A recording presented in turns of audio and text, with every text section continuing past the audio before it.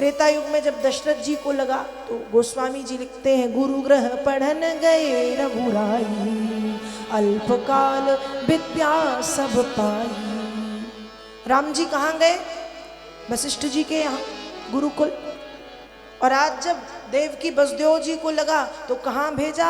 आज देवकी जब और वसुदेव जी को लगा तो शांदीपन गुरु जी के आश्रम में अवंतिकापुर, मतलब आज का नाम है उज्जैन, शांदीपन गुरु जी के आश्रम में उज्जैन भेजा, जहाँ पर कृष्ण बलभद्र ने 64 दिनों में शस्त्र और शास्त्र विद्या की शिक्षा ग्रहण की। शस्त्र और शास्त्र विद्या से भगवान ओतप्रोत हो गए, निपुण हो गए।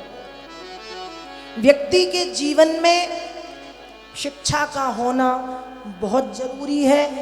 दूसरी बात, जितना आप अपने बेटे को पढ़ाते हैं उतना ही आप अपनी बेटियों को भी पढ़ाइए। ये मत सोचिए कि बेटियां तो विवाह करके अपने घर चली जाएंगी तो उनको उनके पढ़ने लिखने से क्या। तो ये मानसिकता, ये विचारधारा अपने दिमाग से निकाल के जितना बच्चों को, बेटों को पढ़ाते हो उतना ही बेटियों को भी पढ़ाओ। क्योंकि एक बड़ा सुंदर भाव है कि बेटा यदि कुलदीप ज्योति जगमगाती बेटियां, बेटा यदि मधुवन कसौरभ सुरभि महकाती बेटियां, बेटा यदि टुकड़ा जिगर का, जिगर की धड़कने हैं बेटियां, बेटा यदि कतरा लहू का, लहू की रंगतें हैं बेटियां, बेटा तो संतृप्त करता माता पिता को मृत्यु परांत जीते जी संतृप्त करती बेधारणा है बेटियां। ईश का आशीष है, सत्कर्म का वरदान है, मत करो अपमान इनका, स्वाभिमान है ये बेटियां, अभिमान है ये बेटियां। तो जो शिक्षा आप बेटों को देते हैं वही शिक्षा अपनी बेटियों को भी दें, बिल्कुल समान, और किसी के साथ भेदभाव नहीं। हम सोचते हैं कि बेटा वंश बढ़ाता है, तो यदि बेटी नहीं होगी तो वंश कहाँ से बढ़ेगा। और दूसरी बात, ये एक मानसिकता और है कि बेटा वंश बढ़ाता, तो भैया उसी गर्भ से बेटी भी जन्म लेती है। जिस खून से बेटा बनता है उसी खून से बेटी बनती है। तो ये जो भेदभाव, ये जो मानसिकता है, ये मानसिकता अपने मन मस्तिष्क से हटाइए। बेटों को भी पढ़ाइए, बेटियों को भी पढ़ाइए। बेटा कुल दीपक है तो बेटी भी कुल का ही दीपक है। बेटा तो एक घर को देखता है, वो 2 घरों को देखती है। इसलिए बेटा यदि कुल दीपक है तो यदि ये कहा जाए तो अतिशयोक्ति नहीं कि बेटियां अखंड ज्योति हैं, अखंड दीपक।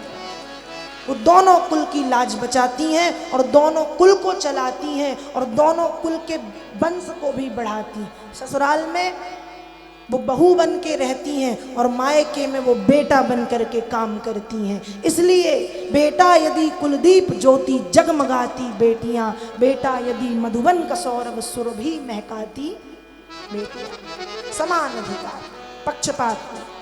और बिल्कुल ये मत सोचो क्या बेटा क्या बेटी। लोग कई बार लोग पूछते हैं कि हमने सुना है बेटा नहीं होगा तो क्या परम गति नहीं मिलती। तो एक संत जी का उत्तर इस पे मैंने सुना था कि परम गति पुत्र पुत्री पर निर्भर नहीं करती, परम गति तुम्हारे कर्मों पर निर्भर करती है।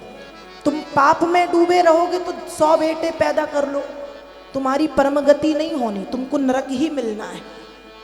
और यदि तुम्हारे कर्म अच्छे हैं तो बिना संतान के भी तुमको परम गति मिलेगी। और जिनकी संतान नहीं है वो घबराते क्यों हो? वो ठाकुर जी को, वो लाडली श्री राधा रानी को अपनी संतान मानो। इनसे बड़ी संतान दुनिया में और कौन है? जिनका ना बेटा है, जिनकी ना बेटी, उनके लाडली और लाडले हैं, उनके ठाकुर और ठाकुरानी है, उनको बेटा बेटी बना लो। संसार के संबंध तो धोखा दे देते हैं, पर लाडले और लाडली जू धोखा कैसे देंगे? उनको बेटा बनाओ, उनको बेटी बनाओ। और परम गति संतान से नहीं, परम गति कर्मों से निर्भर करती है, बेटा बेटी से नहीं। और दूसरी बात, परम गति, और ये मान लो, ये भी मान लिया कि परम गति के लिए संतान चाहिए, तो संतान मतलब संतान, बेटा नहीं, संतान मतलब संतान, फिर चाहे वो बेटा हो और बेटी, संतान मतलब संतान।